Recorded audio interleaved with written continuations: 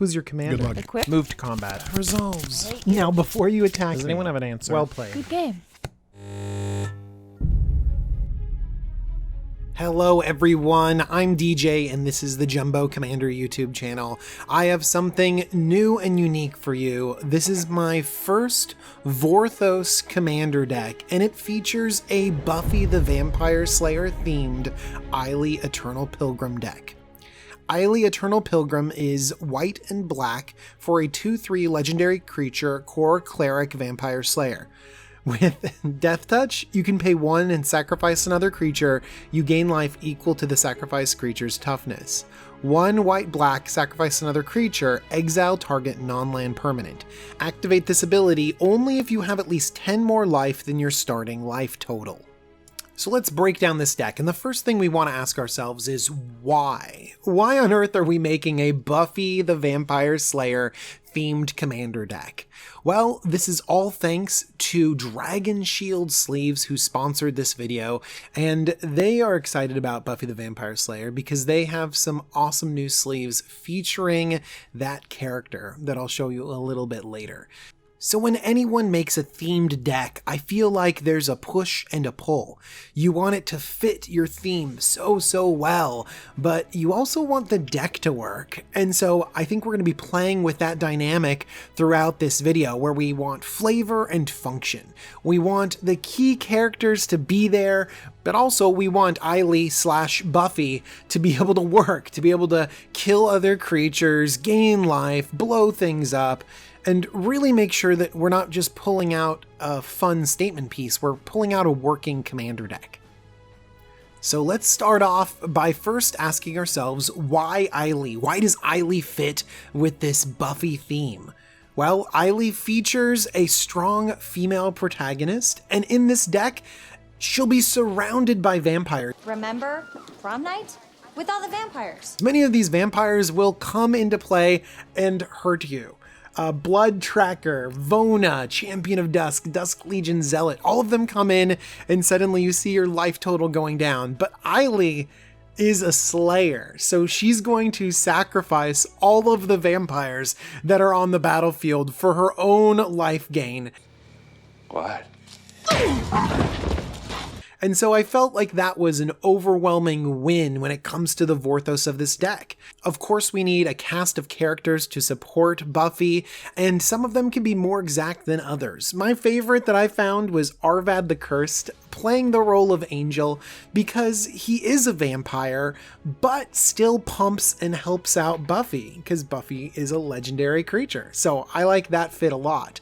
But other key characters, you might have to play around with it. I haven't decided whether Willow is Soul Warden or Serene Steward or one of those. And so I think that's the fun part, is that you try and put your deck together and have it match into this thing that you really want. And sometimes you end up stretching a little bit. Adam over here can be a Solemn Simulacrum, and well, I wanted a werewolf to pair with Willow for Seth Green's character, but there is only a couple werewolves in black. So we're using this horrible one that happens to use -0, -2 counters. So that's just spectacular. I also really like Victim of Night because it does genuinely have some flavor. People turn up dead because of vampires all over the show, but also it is pretty solid. You very rarely run across vampires, werewolves, or zombies that you desperately need to kill. So it's pretty flavorful, but also very functional. If we look at another card that's pretty hard to cast as well, Elite Inquisitor for white, it's a 2/2 first strike vigilance with protection from vampires, from werewolves, and from zombies. Alright, I like the idea of something having protection from vampires. Maybe we could have this be a particular character from Buffy, but it doesn't really do what we want. I mean, if it was kind of a throwaway vampire, then maybe it would at least synergize with other vampires. But all it's doing is just gaining protection from the deck. I don't know.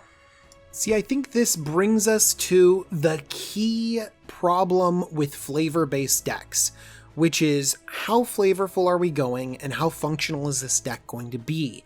And I think that we can see this most closely in the next two cards. So I feel like Wooden Stake It just goes so well in it. Buffy constantly wields a wooden stake. It's awesome because it messes with vampires, but it is categorically useless in Commander. It really is not good, but it fits so well. Okay, and then I think we have the other end of the spectrum, something like Bolus's Citadel. It's very good. We're going to gain tons of life in this deck, and so using that life to be able to get card advantage with Bolus's Citadel, we're also going to have some sacrifice themes, and so being able to sacrifice 10 non-land permanents for huge damage could also be very good. So the card just feels like it fits so well. But I feel like it moves really far away from the theme. As soon as you mention Bolus's Citadel, I'm ripped out of the world of Buffy the Vampire Slayer and I'm thrown back into the world of magic. I can't really imagine this being anyone else's Citadel but Bolus's. Of course. It makes sense now. Yeah, it's all falling into place. Of course, that place is nowhere near this place. I think this is an individual decision for each person to find out how they build their own themed deck. I think one way that we can add style and flavor to our Commander decks is by those extras, like your playmat, like altars, or your sleeves. And that brings up the reason why I'm making this video, because Dragon Shield has a new line of Buffy the Vampire Slayer sleeves. And I think that they are fun and hilarious, and ultimately I just like Dragon Shield's products. I think that they have really high quality stuff, and I also like throwbacks to my shows from the 90s, so this seemed like a really good fit for me. So get them at your local game store. These sleeves have Buffy logos on them instead of Dragon Shields, but you might notice that big yellow box classic on the top of all Dragon Shield products. And of course you're going to notice the quality that is always with Arcane Tinman products. So if you can't find them at your local game store, don't worry, there's tons of retailers online that have it. I'll have a link in the description that takes you to tcgplayer.com. Okay, so we know we want some flavor going on in this deck, but we want it to work too, right? So how's this deck actually winning the game? Well, the most flavorful vampires might hurt us, but there are a lot of them that gain us life, and that synergizes with Ayli really well. Malkir Blood Witch, Cliffhaven Vampire, Sanctum Seeker, Twilight Prophet, all of these can give us huge boosts to our life, and then that turns on Ayli. Ayli can start vindicating things to death. Ayli also leads us down the path of a sacrifice theme. Vampires are wonderful things to sacrifice, and sacrifice outlets themselves. Elenda the Dusk Rose can gain us a bunch of life with lifelink, benefit from other things being sacrificed, and then once she gets sacrificed, we have even more vampires with lifelink that we can sacrifice. They all meld together really, really well. Kalida's Trader of Get also goes wide and has lifelink, getting tons of life and damage through.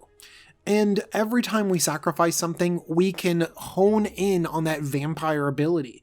Colostra Highborn, Vindictive Vampire, Blood Artist, Falconwrath Noble, Cruel Celebrant. We can activate Ayli a couple times and then drain opponents out of nowhere. Finally, with so many creatures going to the graveyard, we want to build this engine, this recursive machine. And so Phyrexian Reclamation can be an enchantment that gets things back into our hand.